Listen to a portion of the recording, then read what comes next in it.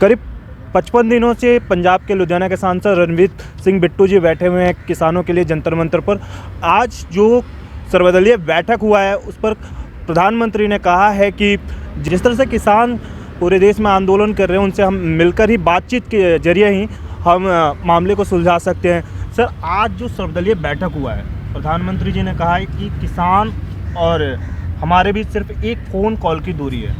आप इसको कैसे देखते हैं? देखो भाई साहब, लगातार 8 महीने से हम तो कहते आ रहे हैं अभी 2 ही आदमी हैं, पहले प्रधानमंत्री जी, दूसरे अमित शाह जी। तीसरे आदमी को ताकत नहीं है और 2 आदमी दूसरे हैं जो वो हैं अडानी और अंबानी। 4 आदमी हैं जो ये मुल्क चला रहे हैं। तो जितनी देर वो 11 मीटिंगें की किसानों से, पर मैं रोज जब भी वो मीटिंग होती थी एक दिन पहले एक दिन बाद ये कहता था भी इनसे बात करने का कोई उचित नहीं, कोई फ़ायदा नहीं। ये तो बेचारे मतलब अब मैं क्या कहूँ, अनपार्लियामेंट्री हो जाएगा। तो अब जब कल पार्लियामेंट शुरू हुआ, राष्ट्रपति जी के सामने बताया भी 100 से ऊपर लोग शहीद हो चुके हैं, 25 लाख लोग 104 साल की माँ से 6 महीने से बच्चे तक सड़कों में बैठे हैं, इस माइनस टेम्परेचर में उन्होंने सहारा है। तो आप कर क्या रहे हैं? आप किसके पीछे लगे हुए हैं? तो ज़रूर मेरी ख्याल से जो कुंभकर्णी नींद है वो खुली। तो ये सर डेमोक्रेसी की ब्यूटी है ये। और जब अगर ये विंटर सेशन ही बुला लेते उसी टाइम हल हो जाता, लेकिन उस टाइम नहीं, इनको लग रहा था नहीं जो हमने किया वो सही किया। लेकिन आज जो मोदी जी ने खुद बोलना, आज पहले दिन आवाज़ खोली है उन्होंने, पहले दिन मुंह खुला है उनका, और फिर भी हम इसका वेलकम करते हैं क्योंकि देश के प्रधानमंत्री है।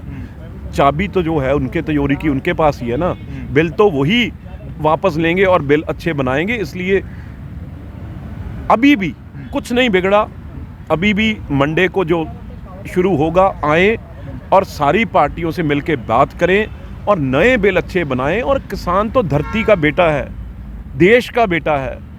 इस बुजुर्ग किसान है उसका एक बेटा खेत में, एक बेटा बॉर्डर पे है। तो ये दोनों ही चीज़ें इसके पास हैं।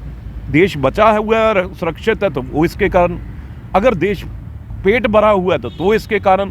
तो आपको गलतफहमी क्या थी? किस गलतफहमी में थे आप? देखिए, एक प्रहलाद जोशी जो आज मीडिया को संबोधित कर रहे थे, उन्होंने कहा कि 22 और 23 तारीख की जो मीटिंग हुई है उस पर सरकार आगे उसी प्रस्ताव पर को लेकर बातचीत करने को तैयार है। प्रहलाद जोशी जी के अब आप कह रहे हो, अब प्रहलाद जोशी जी प्रधानमंत्री से बड़े हैं या छोटे हैं? जो मीडिया को संबोधित कर रहे थे तो उन्होंने अपने अभिभाषण में कहा कि जो 22-23 को जो हमने प्रस्ताव रखा उसी को लेकर आगे बातचीत होगा। फिर उनकी मर्जी है, अगर वो ऐसा रखना चाह रहे हैं। प्रधानमंत्री तो खुले दिल से बात कर रहे हैं, अगर मंत्री उनके ऐसा सलाह दे रहे हैं तो फिर वैसे ही चलेगा।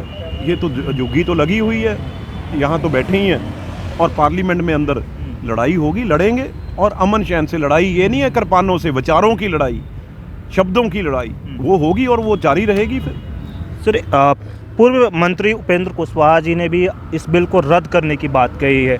आप क्या कैसे? मैं बिल्कुल आपसे सहमत हूँ भाई। तकरीबन जो हैं 19 पार्टियों में से मेरी ख्याल से एक JDU, सिर्फ एक JDU पार्टी है जो इस हक में है। बाकी तो सारी कोई देश की पार्टी बची नहीं जिसने ये विरोध नहीं किया। तो अगर अब भी समझ नहीं आ रही तो फिर इसका मतलब तो लोग जब पलटा, मतलब राज पलटा करेंगे, वही अगर इनको समझ आती है बात तो इनकी मर्जी। देखो, एक रात में गाजीपुर में 10 लाख से ज़्यादा लोग इकट्ठे हो गए। आप समझिए तो सही भी सेंटीमेंट क्या है लोगों का। लोग अपनी ज़मीन खोना नहीं चाहते अडानी अंबानी के पास। हर गरीब आदमी की रसोई चलनी मुश्किल हो जाएगी जिस दिन ये तीनों बिल, जिस दिन अगली फसल आएगी अडानी अंबानी खरीदेगा तो जो आज 5 रुपये किलो चीज़ है वो 50 रुपये की होगी, जो 50 रुपये किलो 500 रुपये की होएगी। तो इसलिए ये तो एक बहुत मतलब सारी चाबी मुल्क की उनको बेचने वाला काम कर रहे हैं। तो मेरी ख्याल से ये देश ना होने देगा और इसके परिणाम बहुत भयंकर निकलेंगे अगर इसी पार्लियामेंट सेशन में ये नहीं मानेंगे। जो आप प्रहलाद जोशी जी की कह रहे हैं तो फिर करके देख लें, उनकी मर्जी। बहुत बहुत शुक्रिया। दिल्ली से सुशील संवाद की रिपोर्ट।